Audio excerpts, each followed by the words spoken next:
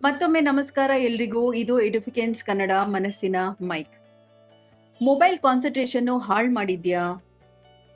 ಒಂದು message check ಮಾಡಕ್ಕೆ, notification ನೋಡಕ್ಕೆ ಕೈಯಲ್ಲಿ ಫೋನ್ ಏನಾದ್ರೂ ಇಡ್ಕೊಂಡ್ರೆ 2 ಗಂಟೆ ಎಲ್ಲಿ ಹೋಯ್ತು ಅನ್ನೋದೇ ಗೊತ್ತಾಗಲ್ಲ. 5 ನಿಮಿಷ ಫೋಕಸ್ ಮಾಡಕ್ಕಾಗಲ್ಲ, ಆದ್ರೆ ಫಾಸ್ಟ್ ಸಕ್ಸಸ್ ಅಥವಾ ರಿಸಲ್ಟ್ ಬೇಕು. ಇದು ಕಾನ್ಸಂಟ್ರೇಷನ್ ಪ್ರಾಬ್ಲಮ್ ಅಲ್ಲ ಅಂದ್ರೆ ಏನು? ನಾನ್ ನಿಮ್ಮ ಹೋಸ್ಟ್ ಲಕ್ಷ್ಮಿ. ಎಲ್ಲಕ್ಕಿಂತ ಮುಂಚೆ ನಾನು ನಿಮ್ಮೆಲ್ರಿಗೂ ಹಾನೆಸ್ಟ್ ಆಗಿ ಒಂದು ಕ್ವೆಶ್ಚನ್ ಕೇಳ.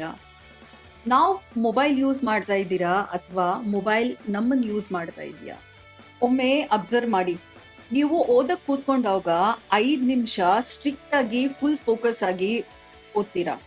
ಆಮೇಲೆ ಸಡನ್ಲಿ ಥಾಟ್ ಬರುತ್ತೆ, ಒಮ್ಮೆ ಫೋನ್ ಚೆಕ್ ಮಾಡಿಬಿಡೋಣ. ಅಲ್ಲಿಂದ ಶುರು ಆಗುತ್ತೆ ಸ್ಟೋರಿ. ವಾಟ್ಸ್ಆ್ಯಪ್ ಓಪನ್ ಮಾಡ್ತೀರಾ, ಅಮೆಝಾನಲ್ಲಿ ನ್ಯೂ ಡೀಲ್ಸ್ ನೋಡ್ತೀರಾ. ಅದೊಂದೇ ಲೆವೆಲ್ ಕಂಪ್ಲೀಟ್ ಆಗದೆ ಇರೋದು ಗೇಮಲ್ಲಿ ಮತ್ತೆ ಕಂಪ್ಲೀಟ್ ಮಾಡೋಣ ಅಂತ ಆಡ್ ಇವನ್ ಅಂತ 15-20 ಲೆವೆಲ್ ಕ್ರಾಸ್ ಮಾಡ್ತೀರಾ. ಅದಾದ್ಮೇಲೆ friends story notification on insta ಮತ್ತೆ ರೀಲ್ಸ್. ನೆಕ್ಸ್ಟ್ ಥಿಂಗ್ ಗೊತ್ತಾಗೋಷ್ಟ್ರಲ್ಲೇ 2 ಗಂಟೆ ಗಾನ್. ಅದಾದ್ಮೇಲೆ ಏನ್ ಮಾಡ್ತೀರಾ? ವೇಟ್ ಅಲ್ವಾ? ಅಯ್ಯೋ ದೇವ್ರೇ, ಇವತ್ತು ಕೂಡ ಸರಿಯಾಗಿ ಓದಿಲ್ಲ. ಆದರೆ ಸಮಸ್ಯೆ ಡಿಸಿಪ್ಲಿನ್ ಅಲ್ಲ, ಅಟೆನ್ಷನ್ ಬ್ರೇಕ್ ಆಗ್ತಾ ಇರೋದು. ಮೊಬೈಲ್ ಹೆಚ್ಚಾಗಿ ಯೂಸ್ ಮಾಡೋದ್ರಿಂದ ಈಗೀಗ ಯಾರು ಒಂದೇ ಕೆಲಸಕ್ಕೆ ಸೆಟಲ್ ಆಗೋದಿಲ್ಲ. ಯಾಕೆ ಗೊತ್ತಾ? ಯಾಕಂದ್ರೆ ನಾವು ನಮ್ಮ ಬ್ರೈನ್ಗೆ ಕಾನ್ಸ್ಟೆಂಟ್ ಆಗಿ ಎಂಟರ್ಟೈನ್ಮೆಂಟ್ ಕೊಡ್ತಾ ಇದ್ದೀವಿ. ಸುಮ್ಮನೆ ಕೂತ್ಕೊಂಡಿದ್ದೀವಿ ಅಂತ ಫೋನ್, ಎಲ್ಲ ಕೆಲಸ ಮುಗೀತು ಅಂತ ಫೋನ್, ನಿದ್ದೆ ಬರ್ತಾ ಇಲ್ಲ ಅಂತ ಕೂಡ ಫೋನ್. 1 ನಿಮಿಷ ನಿಶಬ್ದ ಟಾಲರೇಟ್ ಮಾಡೋಕ್ಕಾಗ್ತಾ ಇಲ್ಲ. ಒಂದು ಫನಿ ಥಿಂಗ್ ಗೊತ್ತಾ? ನಾವು ಬೋರ್ಡಮ್ ಅವಾಯ್ಡ್ ಮಾಡ್ತಾ ಇದ್ದೀವಿ, ಆದರೆ ಫೋಕಸ್ ಕೂಡ ಕಳ್ಕೊತಾ ಇದ್ದೀವಿ. ಒಬ್ಬ ಸ್ಟೂಡೆಂಟ್ ಹೇಳ್ದ, ಮ್ಯಾಮ್ ಓದಕ್ಕೆ ಕೂತ್ಕೊಂಡ್ರೆ 2 ನಿಮಿಷ ಕೂಡ ಮೈಂಡ್ ಸ್ಟೇ ಆಗಲ್ಲ.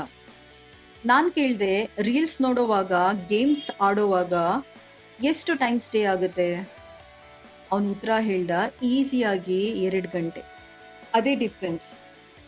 ಅಲ್ಲಿ ಎಫರ್ಟ್ಸ್ ಇಲ್ಲ, ಇಲ್ಲಿ ಎಫರ್ಟ್ಸ್ ಬೇಕು. ನಾವು ಎಕ್ಸ್ಪೆಕ್ಟ್ ಮಾಡ್ತೀವಿ ಸ್ಟಡಿ ಕೂಡ ರೀಲ್ಸ್ ಥರನೇ ತುಂಬ ಈಸಿ ಆಗಬೇಕು ಅಂತ. ಅದು ರಿಯಾಲಿಟಿ ಅಲ್ಲ. ಫೋಕಸ್ ಬಿಲ್ಡ್ ಆಗೋಕೆ ಟೈಮ್ ಬೇಕು. ಅದಕ್ಕಿಂತ ಮುಖ್ಯ ಡಿಸ್ಟ್ರಾಕ್ಷನ್ ಕಡಿಮೆ ಮಾಡಿ. ಸಿಂಪಲ್ ಪ್ರಾಕ್ಟೀಸ್ ಟ್ರೈ ಮಾಡಿ. 30 ನಿಮಿಷ ಫೋನ್ ಇಲ್ಲದೆ ಓದಕ್ಕೆ ಕೂತ್ಕೊಳ್ಳಿ. ಮೊದಲು 5 ನಿಮಿಷ ತುಂಬ ಡಿಫಿಕಲ್ಟ್ ಆಗುತ್ತೆ, ಆದರೆ ನಿಧಾನವಾಗಿ ಮೈಂಡ್ ಸೆಟಲ್ ಆಗುತ್ತೆ. ಸ್ಲೋಲಿ ನೀವು ಓದೋ ಟೈಮ್ ಇನ್ಕ್ರೀಸ್ ಮಾಡ್ಬೋದು. ಬಟ್ ರಿಮೆಂಬರ್, ಇದು ಓವರ್ ನೈಟ್ ಜರ್ನಿ ಅಲ್ಲ, ಸ್ಲೋ ಪ್ರೋಸೆಸ್.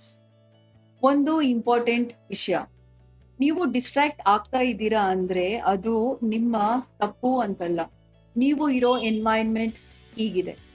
ಸಂಪೂರ್ಣ ಕಂಟ್ರೋಲ್ ನಮ್ಮ ಕೈಯಲ್ಲಿ ಇಲ್ಲ ಅಂದ್ರೂ ಚಾಯ್ಸ್ ಮಾತ್ರ ನಮ್ಮ ಕೈಯಲ್ಲಿದೆ. ಸ್ವಲ್ಪ ಫೋನಿಂದ ದೂರ ಇರೋದು, ಸ್ವಲ್ಪ ಸೈಲೆನ್ಸ್ ಅಲೌ ಮಾಡೋದು, ಇದು ಪನಿಷ್ಮೆಂಟ್ ಅಲ್ಲ, ಇದು ಸೆಲ್ಫ್ ರೆಸ್ಪೆಕ್ಟ್. ನಿಮ್ಮ ಅಟೆನ್ಷನ್ ಅನ್ನೋದು ಸ್ಮಾಲ್ ಥಿಂಗ್ ಅಲ್ಲ, ಅದು ನಿಮ್ಮ ಫ್ಯೂಚರ್ ಡಿಸೈಡ್ ಮಾಡೋದು. ಸ್ವಲ್ಪ ಅದನ್ನ ಪ್ರೊಟೆಕ್ಟ್ ಮಾಡಿ. ಇದು ಎಡುಫಿಕೆನ್ಸ್ ಕನ್ನಡ ಮನಸ್ಸಿಗೆ ಮೈಕ್. ಮತ್ತೆ ಭೇಟಿಯಾಗೋಣ.